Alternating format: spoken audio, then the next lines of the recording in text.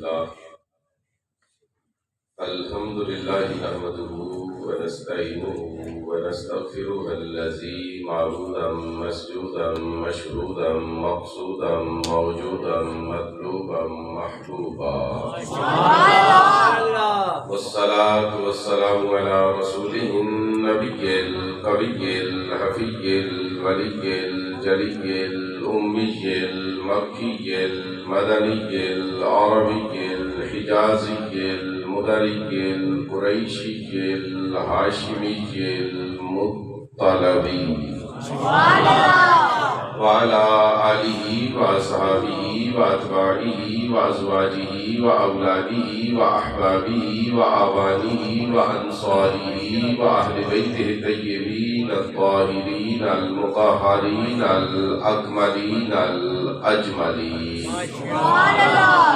أما بعد فأعوذ بالله من الشيطان الرجيم. بسم الله الرحمن الرحيم. قال الله تبارك وتعالى في كلامه المجيد: ما ودعك ربك وما قلى. صدق الله العظيم.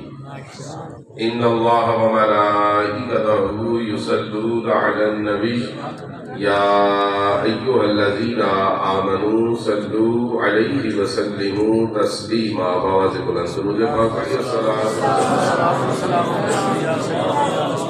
والصلاة والسلام عليك يا سيد المرسلين وعلى آلك وأصحابك يا خاتم النبيين. فتح باب نبوت پہ بے حد درود، ختم دور رسالت پہ لاکھوں سلام.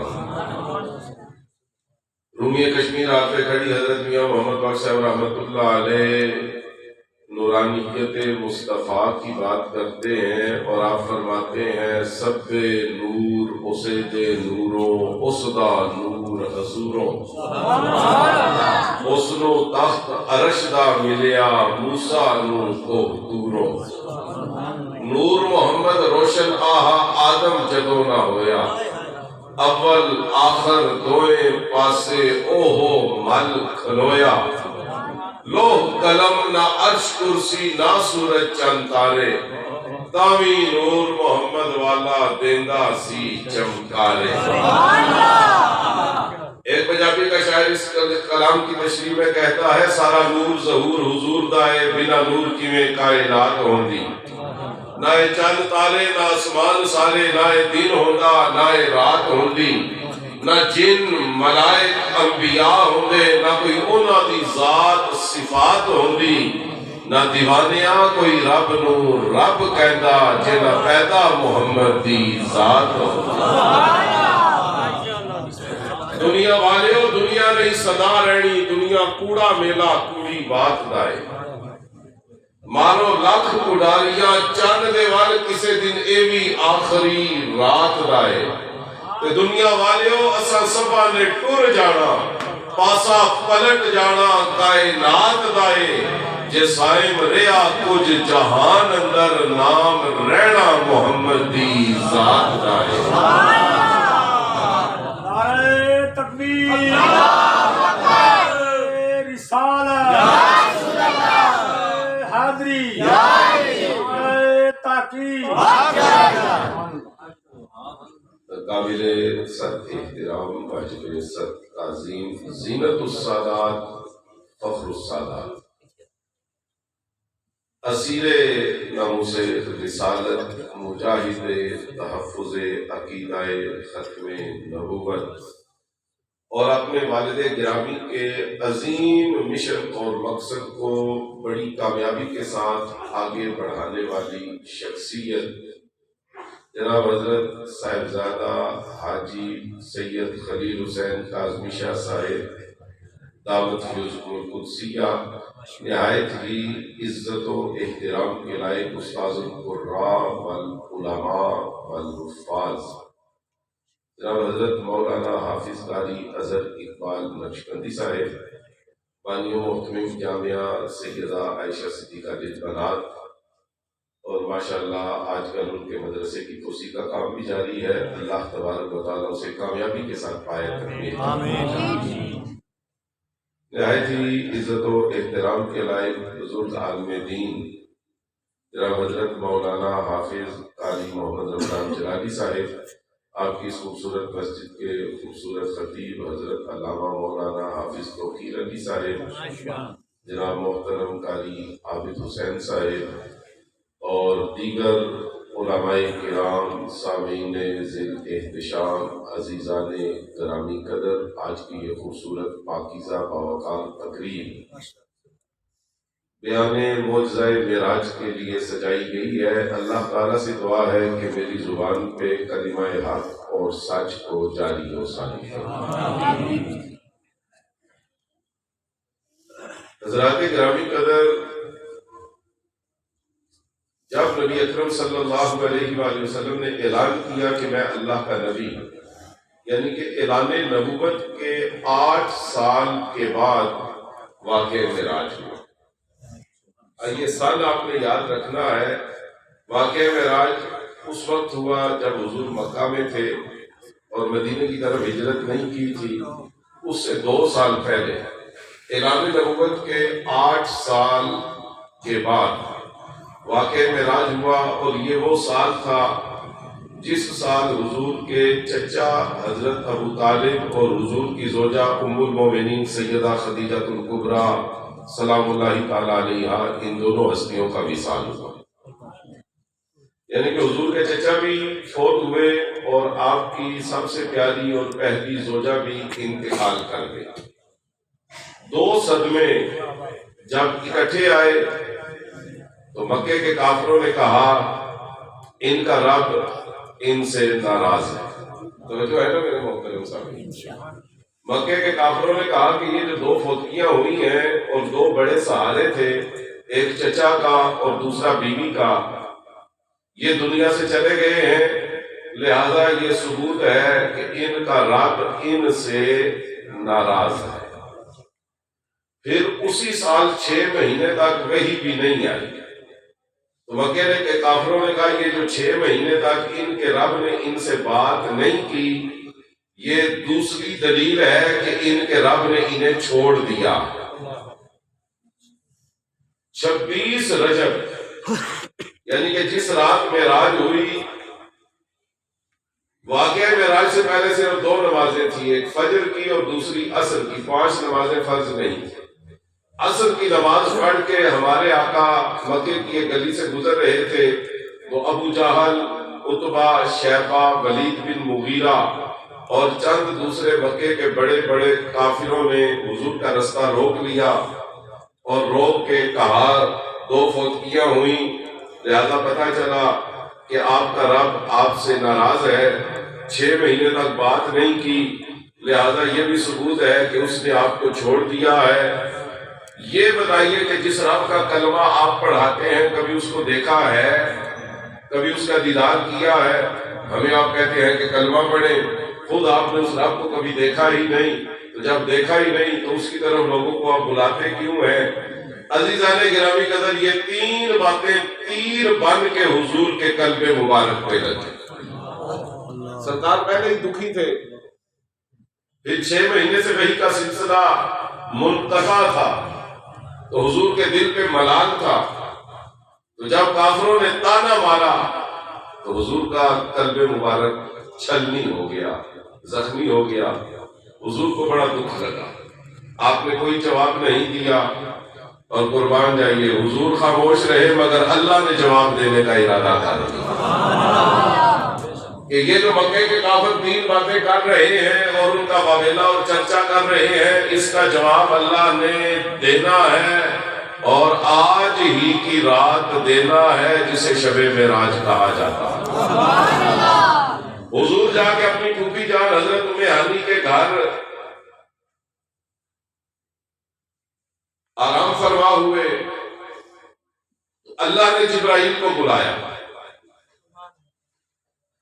کتاب کا نام ہے درۃ التاج فی واقعۃ المعراج، اس میں لکھا ہے کہ اللہ نے جبرائیل کو بلایا، اے جبرائیل ادھر آ، فرشتوں کی سرداری کا تاج اپنے سر پہ رکھ۔ اب دیکھیے 3 اعتراض کا اللہ جواب دے رہا، اے جبرائیل فرشتوں کی سرداری کا تاج اپنے سر پہ سجا، سجانے کے بعد 70,000 فرشتوں کا جلوس لینے کے بعد وہ رات پکڑنے کے بعد زمین پہ اترنے کے بعد ام ہانی کے گھر پہنچنے کے بعد میرے محبوب کے پاؤں کی تلیوں کو چوم کے انہیں نیند سے بیدار کرنے کے بعد انہیں کعبے کے صحن میں لے جانے کے بعد انہیں زمزم کے چشمے کے پاس لٹانے کے بعد اپنی انگلی ان کے سینے پہ ایسے پھیر سینہ کھل جائے گا.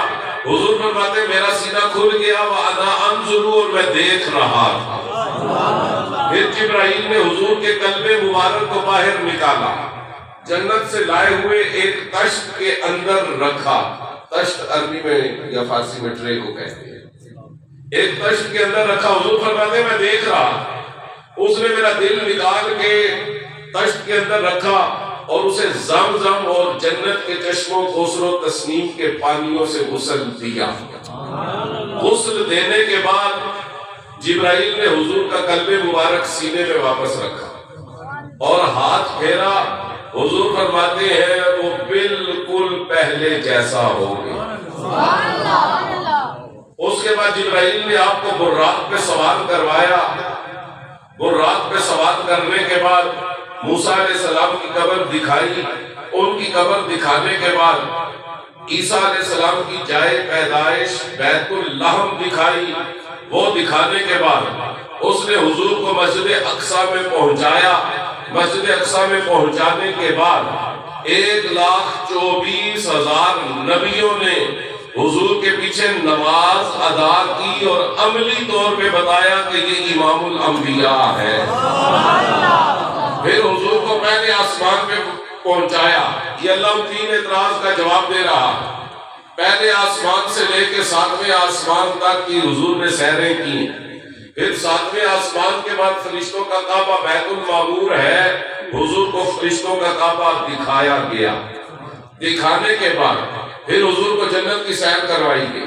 سیر کروانے کے بعد پھر حضور کو جبرائیل نے سدرۃ المنتہا پہ پہنچایا. پہنچانے کے بعد وہاں سے جبرائیل واپس چلا گیا. پھر حضور اکیلے روانہ ہوئے, حجابات عظمت سے گزرے, اللہ کے انوار و تجلیات کا مشاہدہ کیا, رب کی بارگاہ میں پہنچے اور پھر رب نے ایک بار نہیں 9 بار حضور کو اپنا دیدار عطا فرمایا. اور فرمانے کے بعد حضور کو واپس زمین کی طرف جانے کا حکم فرمایا. اور پھر جب حضور زمین پہ پہنچے تو یہ مکے کے کافروں کے تینوں اعتراضات کا جواب تھا.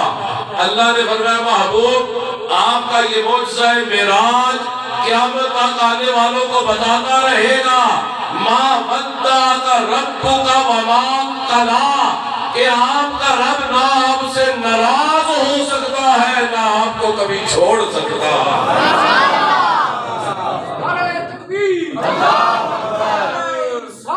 یا رسول اللہ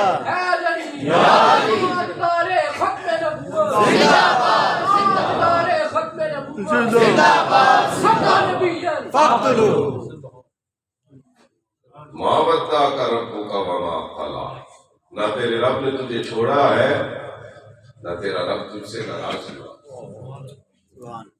کون کہتا ہے کہ ہم تم میں جدائی ہوگی, یہ ہوائی کسی دشمن نے اڑائی ہوگی. اللہ نے فرمایا واقعہ معراج کا جو پیغام ہے, آدم نے کلمہ پڑھایا اللہ کو دیکھے بغیر, نوح علیہ السلام نے کلمہ پڑھایا اللہ کو دیکھے بغیر, آدم و عیسیٰ نے کلمہ پڑھایا اللہ کو دیکھے بغیر, ابراہیم و اسماعیل نے کلمہ پڑھایا اللہ کو دیکھے بغیر, یعقوب, یوسف, زکریا اور دیگر تمام انبیاء علیہ السلام نے کلمہ پڑھایا اللہ کو دیکھے بغیر. اللہ نے فرمایا محبوب آپ نے یہ نہیں کہنا کہ اب میں کلمہ پڑھاؤں گا اور میں اللہ کو دیکھ کر کلمہ پڑھاؤں گا. اللہ نے فرمایا محبوب اعلان کرے من رآنی فقد رأى الحق. مکے کے کافر تانا دیتے تھے کیا مسلمانوں کے نبی آپ نے اللہ کو دیکھا نہیں؟ حضور نے اعلان کیا رأیت ربی عز و جل فی احسن صورۃ, آج کی رات میں نے اپنے رب کو اس طرح دیکھا ہے کہ آج کے بعد جس نے چہرہ مصطفیٰ دیکھ لیا سمجھ لو کہ اس نے ذات خدا کو دیکھ لیا۔ نعرہ تکبیر، نعرہ رسالت، نعرہ رسالت، نعرہ حیدری۔ اسی لیے اکبر وارثی نے کہا قبولیت کی گھڑیاں ہوتی ہیں۔ اکبر وارثی نے کہا پھر کہا حق نے جلوہ میرا دیکھ لے، میں تجھے دیکھ لوں تو مجھے دیکھ لے۔ وہ ہے زبان حال میں واقع معراج ہمیں یہ بتاتا ہے، اللہ نے فرمایا پھر کہا حق نے جلوہ میرا دیکھ لے، میں تجھے دیکھ لوں تو مجھے دیکھ لے، اور جو تجھے دیکھ لے وہ مجھے دیکھ لے، دیکھنے کا مزہ آج کی رات ہے۔ اللہ نے فرمایا کہ لیلہ رات کے تھوڑے سے حصے میں معراج، یہ جو ہے نا سبحان اللہ اسرا بعبدہ لیلہ، لیلہ کے اوپر آپ قرآن بے شک کبھی کھول کے دیکھنے 15واں سپارہ پہلی آیت ہے، اس کے اوپر 2 زبریں ہیں۔ 2 زبروں کو قراء کی اصطلاح میں کہتے ہیں تنوین، اور علماء کلام نے کہا ہے کہ التنوین للتقلیل، یہ جو تنوین ہے یہ کہتی ہے کہ بالکل رات کے تھوڑے سے حصے میں اللہ نے یہ پوری سیر کروا دی، رات کے تھوڑے سے حصے، اور کتنے تھوڑے حصے میں کروائی؟ 5 مثالیں علماء نے ذکر کی، یہ سمجھانے کے لیے کہ حضور کی یہ ساری سیر، یہ پورا واقعہ، یہ سارا معجزہ کتنی دیر میں ہوا، کتنی مثالیں؟ 5۔ آپ نے توجہ کے ساتھ سننی ہے، انشاءاللہ یہ 5 کی 5 مثالیں آپ کو سمجھ بھی آئیں گی اور یاد بھی رہیں گی۔ آپ کی توجہ ہے نا؟ جو حضرات باہر بیٹھے ہیں ان سے گزارش ہے کہ وہ باہر ہی بیٹھے رہیں، بس توجہ کے ساتھ گفتگو سنیں، اس لیے کہ وہ تنگ نہیں کرنا چاہیے جی اندر آ جائیں باہر چلے جائیں، تو جو باہر بیٹھے ہیں وہ باہر بیٹھے رہیں، کیونکہ آپ کو پتہ ہے جس کا سودا کھرا ہو اسے گاہکوں کو بلانے کی ضرورت نہیں پڑی، مال کھرا ہونا چاہیے اور سمجھ آنی چاہیے۔ ویسے بھی بول رہے کہ سید نے کہا درد مندوں سے نہ پوچھو کہ کدھر بیٹھ گئے، ان کی محفل میں غنیمت ہے جدھر بیٹھ گئے۔ ماشاء اللہ آپ کے بچے وضوء پہ بھی بیٹھے ہوئے ہیں، مگر اتنی دور بیٹھ کے بھی وہ تقریر توجہ سے سن رہے ہیں۔ درد مندوں سے نہ پوچھو کہ کدھر بیٹھ گئے، ان کی محفل میں غنیمت ہے جدھر بیٹھ گئے، اے غرض دید سے یا کام تکلف سے نہیں خواہ، ادھر بیٹھ گئے خواہ ادھر بیٹھ گئے۔ 5 مثالیں حضور کے اس معجزے کی قلت وقت کو بیان کرنے کے لیے، طے زمانی کو بیان کرنے کے لیے 5 مثالیں آپ نے توجہ سے سننی ہے۔ پہلی مثال یہ ہے کہ نبی اکرم صلی اللہ علیہ وآلہ وسلم نے فرمایا میں جس بستر سے نکل کے گیا تھا اس کی گرمی ابھی ختم نہیں ہوئی تھی کہ میری سیر ختم ہو گئی۔ دوسری مثال، حضور نے فرمایا میں جس دروازے سے نکل کے گیا تھا اس دروازے نے ایسے دوبارہ بند ہونا شروع کیا تھا، ابھی وہ پورا بند نہیں ہوا تھا، میں اسی دروازے سے گزر کے واپس آ گیا۔ تیسری مثال، حضور نے فرمایا اس دروازے کے اوپر جو زنجیر لگی ہوئی تھی، جو کنڈی تھی، اس نے ایسے ہلنا شروع کیا تھا، ابھی وہ کنڈی ایک دفعہ ایسے ہوئی تھی اور دوبارہ اپنی جگہ پہ نہیں پہنچی تھی، میں اپنی جگہ پہ واپس پہنچ آیا۔ اچھا اگر آپ ناراض نہ ہو تو یہاں پہ ذرا تھوڑی اونچی سبحان اللہ بن کی آواز۔ 3 مثالیں ہو گئی۔ چوتھی مثال حضور نے فرمایا، تفسیر قرطبی کی روایت ہے، میرے روانہ ہوتے وقت ایک درخت کی شاخیں میرے امامہ سے ٹکرائی تھیں، یعنی کہ ان شاخوں نے حضور کے امامہ مبارک کو چوما تھا۔ ہمارے امام احمد رضا خان بریلوی رحمۃ اللہ علیہ کی زبان، حضور نے فرمایا وہ ٹکرائی تھیں، انہوں نے ہلنا شروع کیا تھا، ابھی وہ ان کی حرکت مکمل نہیں ہوئی تھی کہ میرا سفر مکمل ہو گیا۔ 5ویں اور آخری مثال، جس کو یہ 4 مثالیں سمجھنی ہے، انشاءاللہ 5ویں مثال تو ان بچوں کو بھی سمجھ آئے گی۔ فرمایا کہ پانی کا ایک قطرہ جو کوزے کے کنارے سے زمین کی طرف جانا شروع ہوا، کوزہ آپ سمجھتے ہیں؟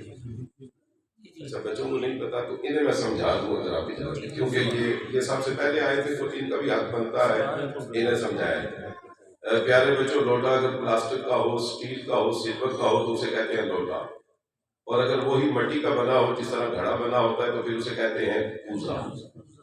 یہ ہمارے بچپن میں علماء بھی تشریف شاہ صاحب قاری صاحب، ہمارے بچپن میں مسجدوں کے اندر مٹی کے کوزے ہوتے تھے تو انہیں کوزہ کہتے تھے، وہ لوٹے کی شکل کے ہوتے تھے۔ تو فرمایا کہ پانی کا ایک قطرہ کوزے کے کنارے سے زمین کی طرف آنا شروع ہوا تھا، حضور نے فرمایا وہ زمین پہ نہیں پہنچا تھا، میں اس سے پہلے سارا سفر کر کے واپس پہنچ آیا۔ اعلیٰ حضرت فرماتے ہیں خدا کی قدرت کے چاند حق کے کروڑوں منزل میں جلوہ کر کے ابھی تاروں کی چھاؤں بدلی کے نور کے تڑکے آ لیے تھے۔ اتنے کم وقت میں حضور نے یہ سارا سفر فرما لیا۔ مکے کے کافروں کے منہ پہ مہر لگ گئی، وہ جو کہتے تھے نا ناراض ہو گیا، اللہ نے بتا دیا کہ ناراض نہیں ہوا، میں اتنا مہربان ہوں کہ تم تانا مارو تو میں ایک رات میں پوری کائنات کی سیر بھی کروا سکتا ہوں، 9 دفعہ اپنا دیدار بھی کروا سکتا ہوں۔ حضرات گرامی قدر، بہت سے لوگ کہتے ہیں کہ حضور کیسے گئے، اتنی تیز تو کوئی سفر کر ہی نہیں سکتا۔ اچھا یہ نہیں کہ صرف یہودی یا عیسائی کہتے ہیں، یہ ہمارے بعض مسلمان بھی ایسے ہیں جن کو نہیں سمجھ آئے۔ سر سید احمد خان جیسی شخصیت، اتنا بڑا ماہر تعلیم، صاحب علم، اس نے بھی کہا نہیں یہ نہیں ہو سکتا، یہ سب کچھ خواب کے اندر ہوا، کیونکہ کوئی آسمانوں سے اوپر جا ہی نہیں سکتا، چلا جائے تو واپس آ نہیں سکتا۔ میں اپنی زندگی میں جتنا اس بات پہ حیران ہوتا ہوں آج تک نہیں ہوا، اس لیے کہ آسمانوں سے اوپر نیچے آنا جانا بڑی ہستیوں کا لگا رہا ہے، اور قیامت کے قریب بھی ایک ہستی آسمانوں سے نیچے تشریف لائیں گے۔ آدم علیہ السلام اور حضرت حوا علیہ السلام کو اللہ نے پیدا کر کے جنت میں رکھا ہے۔ کدھر رکھا تھا؟ جنت پتہ ہے کدھر ہے؟ 7 آسمانوں کے بعد فرشتوں کا کعبہ ہے۔ فرشتوں کے کعبے سے جتنے یہاں سے 7 آسمان دور ہیں، فرشتوں کے کعبے سے اس سے کئی ہزار گنا زیادہ سدرۃ المنتہا دور ہے۔ سدرۃ المنتہا کے بارے میں اللہ فرماتا ہے عندہا جنت المأویٰ، جنت سدرۃ المنتہا کے پاس۔ اللہ نے آدم علیہ السلام اور حوا علیہ السلام یعنی کہ ہمارے مائی اور بابا کو اللہ نے جنت میں رکھا، اور پھر ایک دن اللہ نے فرمایا زمین پہ چلے جاؤ۔ تو زمین پہ آئی یا نہیں آئی؟ آدم علیہ السلام نے یہ نہیں کہا کہ اللہ کی سواری بھی دے، اللہ نے فرمایا چلے جاؤ۔ وہ جنت سے اٹھے، زمین پہ پہنچ آئے، 7 آسمانوں سے گزر گیا۔ آدم علیہ السلام سری لنکا کے جزیرے سرادیپ میں اترے، وہاں پہ آج تک ان کے قدم کا نشان موجود ہے، ایک چارپائی جتنا لمبا۔ حضور نے فرمایا کانا طولہ 70 ذراع، حضرت آدم علیہ السلام کا جو قد ہے وہ 70 ذراع تھا، یعنی کہ ایک ہاتھ کو 70 دفعہ کیا جائے تو اتنا قد بنتا تھا۔ یہ 105 فٹ بنتے ہیں اگر فٹوں کے اندر اس کو ناپا جائے۔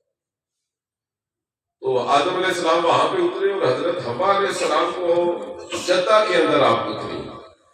سعودی عرب کا شہر جدہ، جدہ کا لفظی معنی ہے نانی یا دادی، چونکہ مائی صاحبہ وہاں پہ اتری تھی تو اس شہر کا نام ہی دادی والا شہر پڑ گیا۔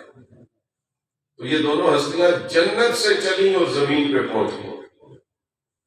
پھر ادریس علیہ السلام کو اللہ نے زندہ اٹھایا۔ یہ ان 4 نبیوں میں سے ایک ہیں جنہیں اللہ نے زمین کے اوپر بھی ظاہری موت نہیں دی بلکہ زندہ اوپر اٹھایا۔ تو حضرت ادریس علیہ السلام کو اللہ نے زمین سے اٹھایا اور 4تھے آسمان پہ پہنچا۔ عیسیٰ علیہ السلام کو اللہ نے 33 سال کی عمر میں زمین سے اٹھایا اور آپ کو دوسرے آسمان پہ پہنچا دیا۔ پھر قیامت کے قریب حضرت عیسیٰ علیہ السلام واپس تشریف لائیں گے۔ حضور نے فرمایا وہ زمین کے اندر 40 سال گزاریں گے واپس آ کے، اور پھر سرکار نے فرمایا 40 سال گزارنے کے بعد حضرت عیسیٰ علیہ السلام سبز گنبد میں میرے پہلو کے اندر دفن ہوں گے۔ سرکار نے فرمایا جہاں پہ میں دفن ہوا ہوں میرے پہلو میں عیسیٰ علیہ السلام دفن ہوں گے۔ پھر انہیں ظاہری طور پہ موت بھی آئے گی۔ پتہ چلا آدم اور حوا اگر وہاں سے آ سکتے ہیں، ادریس علیہ السلام جا سکتے ہیں، اور موسیٰ علیہ السلام جا بھی سکتے ہیں، آ بھی سکتے ہیں، پھر ماننا پڑے گا اگر وہ ہستیاں جا اور آ سکتی ہیں، ہمارے آقا بھی رات کے تھوڑے سے حصے میں وہاں پہ تشریف لے جا بھی سکتے ہیں اور واپس تشریف لا بھی سکتے ہیں۔ معراج راز سے ایک محبت آدھا نہیں کسے دی سمجھ وچ آن والا، صدیہ طالب تے گیا مطلوب ہوتے جبرائیل سی ساتھ لے جان والا، تے بازے آختے نے بنا دروازیاں تو کنے گیا ورشا تے جان والا، پر ابر ایتھے عقل نو دخل کیے جانے جان والا یا لے جان والا۔ عزیزان گرامی قدر دیکھیے یہ حضور نے سفر فرمایا، سیر فرمائی، تو جب کہیں پہ جانا ہو تو اس کے دو طریقے ہیں۔ ویسے تو درس نظامی کی کتابوں میں لکھا ہے حرکت کی دو قسمیں ہیں، حرکت عرضی اور حرکت ذاتی۔ تو میں آپ کو سادہ کر کے سمجھا دیتا ہوں۔ حرکت ذاتی کا مطلب یہ ہے کہ بندہ آپ سے کہنا شاندار چوک چلے جائے تو آپ پیدل چلنا شروع ہو جائیں، یہ ہے حرکت ذاتی۔ اور حرکت عرضی یہ ہے کہ بندہ آپ کسی کو کہیں جی شاندار چوک پہنچو تو وہ سائیکل پہ، موٹر سائیکل پہ یا گاڑی کے اوپر چلا جائے، تو اسے کہتے ہیں حرکت عرضی۔ آپ یہ بتائیں کہ ذاتی حرکت میں بندہ جلدی پہنچتا ہے یا عرضی حرکت میں بندہ جلدی پہنچتا ہے؟ عرضی حرکت میں پیدل جائے گا تو اسے آدھا گھنٹہ لگے گا، 40 منٹ لگ جائیں گے، اور اگر سائیکل پہ یا موٹر سائیکل پہ جائے گا تو وقت کم لگے گا۔ معراج کی رات حضور نے 5 قسم کی حرکت فرمائی، ایک حرکت صرف ذاتی تھی، 4 قسم کی حرکتیں عرضی تھی۔ توجہ ہے نا؟ میں بالکل آسان کر کے آپ کو سمجھا دیتا ہوں۔ سفر معراج کی پہلی سٹیج تھی مسجد حرام سے مسجد اقصی، یعنی کہ کعبہ سے مسجد اقصی، یہ پہلی سٹیج۔ حضور نے براق پہ سفر فرمایا۔ کس پہ سفر کیا؟ براق۔ اور میں کہتا ہوں قربان جائیے، علماء دیوبند نے براق کی بڑی شانیں بیان کی، بڑی شانیں بیان کی ہیں۔ علماء دیوبند کہتے ہیں کہ حضور کی جو سواری براق ہے اس کا رنگ دودھ سے زیادہ سفید تھا، اس کا چہرہ جنت کی حوروں کی طرح تھا، اس کا جسم خوبصورت عربی گھوڑے کی مانند تھا، یہ جنت کے اندر پلا بڑا تھا، یہ جنت کی غذائیں کھاتا تھا، اور یہ گوبر اور لید نہیں کرتا تھا، غذا کھا کے جب نکلتی تھی تو وہ ہیرے جواہرات اور موتی بن کے نکل آتی تھی۔ اور براق کی رفتار اتنی تیز تھی کہ جہاں پہ نظر جاتی تھی وہاں پہ پہلا قدم رکھتا تھا۔ ہمارے امام اعلیٰ حضرت امام احمد رضا خان بریلوی رحمۃ اللہ علیہ نے فرمایا بالکل سچ کہتے ہو، ہم براق کی سے بھی زیادہ شانیں ماننے کے لیے تیار ہیں، مگر اعلیٰ حضرت نے فرمایا براق کی شانیں ہم نے بتانی ہیں، سواری کی شانیں بتانی ہیں، مگر یہ جملہ کہنے کی توفیق اللہ ہمیں ہی دے گا جس کی سواری کی شان کا عالم یہ ہے، اس سوار کی شان کا عالم کیا ہے۔ یہ پہلی سٹیج تھی براق پہ، اور براق کی رفتار کیا تھی کہ جہاں تک نظر جاتی تھی وہاں تک اس کا ایک قدم ہوتا تھا۔ یہ پہلی سٹیج۔ دوسری سٹیج تھی مسجد اقصی سے پہلے آسمان کا۔ وہ سفر حضور نے ایک سیڑھی کے ذریعے کیا، اور اس سیڑھی کو کہا جاتا ہے معراج۔ ویسے عربی کے اندر سیڑھی کو مرقات کہتے ہیں، یہ جس سیڑھی پہ بندہ خود قدم رکھ کے چڑھتا ہے اسے کہتے ہیں مرقات۔ مگر جس سیڑھی پہ حضور نے معراج کی رات مسجد اقصی سے پہلے آسمان تک پہنچے اسے معراج کہتے ہیں۔ معراج اس سیڑھی کو کہتے ہیں جس پہ بندہ صرف کھڑا ہو جاتا ہے، وہ خود بخود اوپر جاتی ہے، یعنی کہ وہ لفٹ کی طرح تھا۔ تو مسجد اقصی سے پہلے آسمان تک حضور سیڑھی کے ذریعے گئے، اور اس سیڑھی کی جو رفتار ہے وہ براق کی رفتار سے 1000 گنا زیادہ ہے۔ پھر پہلے آسمان سے 7ویں آسمان تک حضور فرشتوں کے پروں کے ذریعے گئے، فرشتوں کی رفتار براق سے سیڑھی سے 1000 گنا زیادہ تیز۔ پھر 7ویں آسمان سے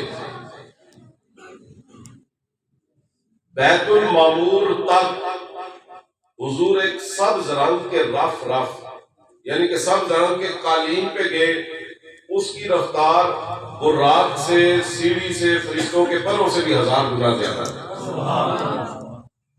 اور وہاں سے سدرۃ المنتہا تک حضور نے جو سفر کیا وہ جبرائیل کے پروں پہ کیا، اور جبرائیل کی رفتار براق سے، سیڑھی سے، فرشتوں کے پروں سے اور رف رف کی رفتار سے بھی کئی ہزار گنا زیادہ ہے۔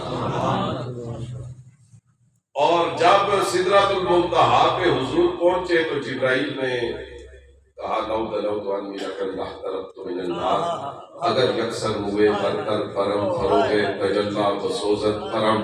یہ عربی اور فارسی کا ترجمہ قربان جائیے میاں صاحب نے 3 پنجابی کے شعروں میں کر دیا۔ سدرۃ المنتہا پہ پہنچ کے جبرائیل نے کہا کہ میں جہاں تک آپ کا ساتھی تھا آگے میں نہیں جا سکتا۔ تو میاں صاحب فرماتے ہیں سرور نے فرمایا اس جے تو ساتھی میرا، چل اگیرے نال اساڈے کیوں کر بیٹھوں ڈیرا۔ کیتی عرض فرشتے حضرت 80 کوڑ بیچارے، جے ایک گٹھ اگیرے ہوا سڑ جاندے پر سارے۔ کیتی عرض فرشتے اگے چمکن نور تجلے، ایسا قرب توانو لائق جاؤ کلم کلے۔ پھر سدرۃ المنتہا سے اللہ کی بارگاہ تک حضور نے جو سفر کیا وہ ذاتی حلقت تھی، اس میں نہ براق تھا، نہ فرشتوں کے پر تھے، نہ رف رف تھا، نہ سیڑھی تھی، نہ جبرائیل تھا۔ حضور اکیلے گئے، ذاتی طور پہ گئے۔ میں اور آپ ذاتی طور پہ جائیں ہماری رفتار کم ہو جاتی ہے، جب حضور ذاتی طور پہ گئے آپ کی رفتار براق سے، سیڑھی سے، فرشتوں کے پروں سے، رف رف سے، حتیٰ کہ جبرائیل سے بھی کئی ہزار گنا زیادہ تیز ہو گئی۔ پتہ چلا کہ حضور خود اکیلے سفر فرمائے تو آپ کی رفتار تیز ہو جاتی ہے۔ اللہ کی بارگاہ میں پہنچے اور میرے محترم سامعین میں تقریر سمیٹنے لگا ہوں۔ مجھے آپ کے سامنے تقریر کرتے ہوئے 31 منٹ ہو گئے، تو انشاءاللہ امید ہے 40 سے پہلے تقریر ختم کرنی ہے۔ وہاں پہ اللہ نے ہمارے آقا کو 50 نمازوں کا تحفہ عطا فرمایا۔ سبحان اللہ، سبحان اللہ۔ 50 نمازوں کا تحفہ۔ پھر آگے آپ نے سنا ہوا ہے موسیٰ علیہ السلام نے حضور سے عرض کی کہ میری امت پہ 2 نمازیں فرض تھیں تو ان سے کوتاہی ہو جاتی تھی، 50 نمازوں کا تحفہ بہت بڑا تحفہ ہے، آپ کی امت سنبھال نہیں سکے، قدر نہیں کر سکے گی، لہذا کام کروائیے۔ 9 دفعہ حضور گئے تو نمازیں 5 رہ گئی۔ اللہ نے فرمایا محبوب آپ کی امت پڑھے گی 5 نمازیں، ثواب میں 50 نمازوں کا عطا فرمایا۔ دیکھیے نا عزیزان گرامی قدر، تحفے کی قدر کی جائے تو تحفہ دینے والا خوش ہو جاتا ہے، ایسا ہی ہے۔ آپ ادھر مجھے کوئی تحفہ دیں، کوئی ٹوپی، تسبیح، مسواک دیں، اور میں جاتے ہوئے باہر پھینک جاؤں اور آپ کی نظر پڑ جائے گی تحفہ تو میں نے دولت شاہ بخاری کو دیا تو وہ پھینک گیا، آپ کہیں گے کہ بندہ ٹھیک نہیں، اخلاق و آداب کی یہ بات خلاف کہ تحفہ بے شک جتنی مرضی کام قیمت کا ہو اس کی قدر ضرور کرنی چاہیے، ضرورت ہے یا نہیں ہے جیسا بھی ہے۔ تحفہ لینے والا اگر اعلیٰ اخلاق کا مالک ہو اور تحفہ دینے والے کو اگر خوش کرنا چاہتا ہو تو تحفے کی قدر کرنا ضروری ہے۔ میرے محترم سامعین، اگر ہم اللہ اور اس کے رسول کو خوش کرنا چاہتے ہیں تو ہمیں نمازوں کی قدر کرنا ہو، ہمیں نمازوں کا خیال رکھنا ہو، اور اگر ہم نمازوں کا خیال رکھیں گے تحفہ دینے والا رب بھی خوش ہو جائے گا، تحفہ لانے والے اللہ کے رسول بھی خوش ہو جائے گا۔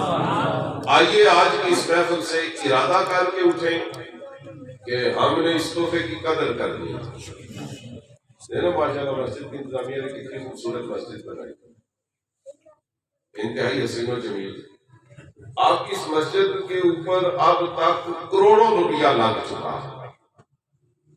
جن لوگوں نے یہ جگہ دی اللہ ان پہ کروڑ رحمت ہے، جنہوں نے پہلے پتھر سے لے کے آخری ٹائل تک لگائی ہے اور اس میں تعاون کیا ہے، نگرانی کرتے رہے ہیں مسجد کی انتظامیہ، اللہ انہیں دین دنیا اور آخرت کی نعمتیں عطا فرمائے۔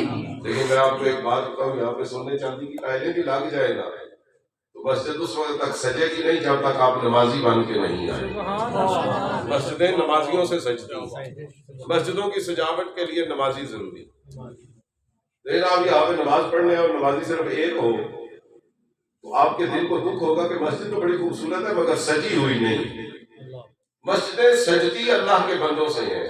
اس سے بڑی ہماری عزت کیا ہو سکتی ہے؟ اللہ کا گھر ہو اور سجے ہمارے آنے سے.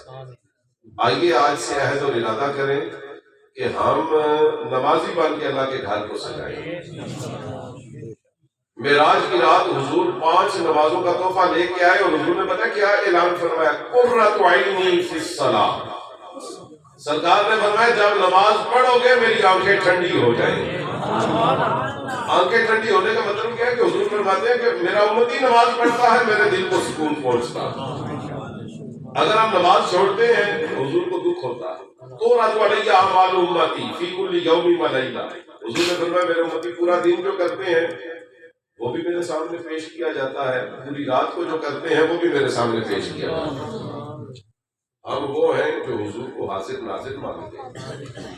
ہم حضور کو قریب. اچھا, علامہ فضلیہ خیر آبادی کی ایک بیٹی عالمہ فاضلہ تھی, تو ان سے کسی نے پوچھا کہ حضور قریب ہیں یا دور ہیں, حاضر ناظر ہیں یا نہیں ہیں. حضور قریب ہیں یا دور ہیں, اس مسئلے کی سمجھ نہیں آتی. بعض کہتے ہیں حضور قریب ہیں, بعض کہتے ہیں نہیں جی وہ دور ہیں, آپ ہمیں مسئلہ سمجھا دیں. تو علامہ فضلیہ خیر آبادی کی بیٹی نے بڑی خوبصورت بات کی. سمجھ آئے تو سبحان اللہ کہیے گا, نہ سمجھ آئے تو چپ رہیے گا. آپ نے فرمایا یہ کوئی اتنا مشکل مسئلہ نہیں, یہ بڑا آسان مسئلہ ہے. جو حضور کو دور سمجھے اس سے حضور دور ہو جاتے ہیں, جو قریب سمجھتا ہے اس کے قریب ہو جاتا ہے. یہی ساری بات ہے, جو قریب سمجھتا ہے حضور اس کے قریب ہے. نبی کا ذکر بقا کی اساس رہتا ہے. عجیب ذکر ہے کہ عاشق شناس رہتا ہے. دکھوں میں پھنس کے بچ نکلنا یہ دلیل ہے لوگوں, میرا رسول میرے آس پاس رہتا ہے. اچھا یقین جانیے حضور قریب ہے. یہ جو لوگ مسجدیں بناتے ہیں, مسجدوں کا نظام چلاتے ہیں, قبلہ سید خلیل حسین قادری شاہ صاحب بیٹھے ہیں, ان کا جو مدرسہ ہے سمجھ لیں کہ وہ بہت پرانا مدرسہ ہے جیلوں کے مدارس میں سے, کہ اس کا نظام چلا رہے ہیں. قبلہ حافظ اظہر اقبال نقشبندی صاحب ہمارے شہر جیلوں میں بچیوں کی تعلیم کا واحد ادارہ ہے. اللہ ان کے ادارے کو ترقیاں عطا فرمائے, ہمارے مسلک کی لاج رکھے. یقین جانیے ہماری مسجدوں کی رونقیں مدرسوں کی وجہ سے. آپ کے خطیب صاحب, آپ کے امام صاحب یہ مدرسے سے پڑھ کے آئے ہیں تو مسجد کے اندر انہوں نے رونق لگائی ہے. ہر مسجد کے امام صاحب مدرسے سے ہی تربیت یافتہ. جب تک ہمارے مدرسے آباد رہیں گے تب تک ہماری مسجدیں بھی آباد رہیں گی. جس دن مدرسے میں ران ہو گے اس دن کے بعد مسجدوں کی آبادی کی بھی کوئی ضمانت نہیں دی جا سکتی. لہذا مدرسوں کی آبادی کی جو بنیاد ہے وہ مدرسے. تو انہوں نے مسجدیں آباد کرنے کے لیے علماء پیدا کیے ہیں. عزیزان گرامی قدر, جو لوگ یہ مسجدوں کے نظام چلاتے ہیں, مدرسوں کے چلاتے ہیں, یا جنہوں نے کبھی نیکی کا کام کیا ہو, کبھی اکیلے کیا ہو, وہ بندہ واقعی بتائے گا دکھوں میں پھنس کے بچ نکلنا یہ دلیل ہے لوگوں, میرا رسول میرے آس پاس رہتا ہے. اب حضور مدد فرماتے ہیں مسجدوں کا نظام چلانے والوں کی بھی اور مدرسے چلانے والوں کی. ویسے ہمارا مال اگر اللہ ان کے مدرسوں کے لیے قبول کر لے تو وہ اس کا احسان ہے. یقین جانیے ہمارا کوئی کمال نہیں. آپ میں سے جس نے اس مسجد میں حصہ ڈالا ہے یہ اللہ کا احسان ہے کہ اس نے آپ کا پیسہ اس مسجد کے لیے قبول کیا. اور یہ جو آپ نے اس مسجد میں حصہ ڈالا ہے وہ پیسہ ہمیشہ کے لیے آپ کا ہو گیا. یہاں سے باہر نکل کے کوئی بندہ مر جائے سب سے پہلے گھر والے بھی اس کی جیبیں خالی کریں گے, لیکن اگر نکلنے سے پہلے اس نے مسجد کے چندے میں اگر 100 روپیہ بھی ڈالا ہوگا, گھر والے آ کے یہ نہیں کہیں گے کہ وہ 100 روپیہ واپس کر دیں, اس لیے کہ وہ ہمیشہ ہمیشہ مرنے والے کا ہو گیا. اب کوئی اسے واپس نہیں لے سکتا. اور یہ جو ہم نے خرچہ کیا ہے یہ قبر کے اندھیروں میں بھی ہمارے سے پہلے پہنچا ہوگا, یہ حشر کے میدان میں بھی سایہ بن کے ہمارے اوپر ہوگا, اور یہ جنت کے دروازے تک ہمیں لے کے جائے گا. صاحبان گرامی قدر, اس لیے یہ مسجدیں بنانے والوں نے بنا دی. ہمارا فرض یہ بنتا ہے ہم آ کے ان مسجدوں کو آباد کریں, 5 وقت کی نمازیں پڑھیں اور معراج کے تحفے کی قدر کریں. حضرت امام غزالی کا واقعہ ہے, آپ جب وصال کر گئے تو آپ کے 11 شاگردوں نے آپ کو خواب میں دیکھا اور پوچھا کس وجہ سے بخشش ہوئی. امام غزالی نے فرمایا کہ جب میں اللہ کی بارگاہ میں پہنچا، میری لکھی ہوئی تفسیر، میری حدیث کی کتابیں، میری تصوف کی کتابیں، مکاشفۃ القلوب، احیاء العلوم، اور میرے شاگرد جنہیں میں نے حافظ، قاری، عالم بنایا تھا، یہ میری ساری خدمات اللہ کی بارگاہ میں پہنچی ہوئی تھیں. اور اللہ نے فرمایا میری روح سے کیا غزالی سوچ، آج میں تجھے کس وجہ سے بخش کے جنت میں داخل کروں گا. عرض کی پروردگار تو بہتر جانتا ہے. تو اللہ نے فرمایا غزالی تجھے مبارک ہوا، میں ایک مکھی کی وجہ سے تجھے بخش کے جنت میں داخل کروں. یہ سارے عمل قبول ہیں، لیکن ایک مکھی کے ساتھ تو نے بڑا احسان کیا تھا، اس وجہ سے بخش. یا اللہ کون سی مکھی؟ اللہ نے فرمایا ایک دفعہ تو گرمی کے موسم میں بیٹھ کے لکھ رہا تھا تو تیرے قلم کی سیاہی پہ ایک مکھی آ کے بیٹھ گئی. سخت گرمی تھی اور تو اسے پھونک مار کے اڑانے لگا تو تو نے سوچا نہیں، جس طرح میرا دل کرتا ہے نا میں ٹھنڈی جگہ پہ بیٹھوں، اس مکھی کا بھی دل کرتا ہوگا میں بھی ٹھنڈی جگہ پہ بیٹھوں. تو چلو کوئی نہیں، یہ تھوڑی سی ٹھنڈک حاصل کر لے. اللہ نے فرمایا غزالی اس مکھی کو تو نے تھوڑی دیر جو ٹھنڈک پہنچائی، مجھے تیرا یہ ادا اتنی پسند آئی، اسی وجہ سے میں نے تجھے بخش کے جنتی کر دیا. حضور نے فرمایا میرا امتی جب نماز پڑھتا ہے میرے دل کو ٹھنڈک پہنچتی ہے. سوچئے جو مکھی کو ٹھنڈک پہنچائے اللہ اس پہ اتنا مہربان ہے، جو نماز پڑھ کے نبی کے دل کو ٹھنڈک پہنچائے اللہ اس پہ کتنا مہربان ہوتا ہے. تو آئیے نمازوں کی قدر کرنا سیکھیں اور اس طرح قدر کریں جس طرح کربلا کے میدان میں امام حسین نے قدر کی. اپنے خاندان کے 22 افراد کی لاشیں سامنے، 6 مہینے کا بیٹا بھی قربان ہو گیا، جوان علی اکبر بھی کاٹ گیا. امام حسین کو 1850 زخم آئے. آپ نے نماز نہیں چھوڑی، حالت سجدہ میں سر قلم کروا لیا. پڑھی کربلا وچ نماز سید، پیرا وچ اسلام نو رولیا نہیں. سچی مجھے کہ آخری شعر پڑھ رہا ہو. پڑھی کربلا وچ نماز سید، پیرا وچ اسلام نو رولیا نہیں. حق باطل دا کیتا نکھیڑ سچا سودا گھٹ توحید دا تولیا نہیں. لاشا علی اصغر دا لایا نال سینے، کلمہ اف زبان تو بولیا نہیں. پتر پانجے ویر شہید ہو گئے، یارو لال زہرا دا پھر بھی ڈولیا نہیں.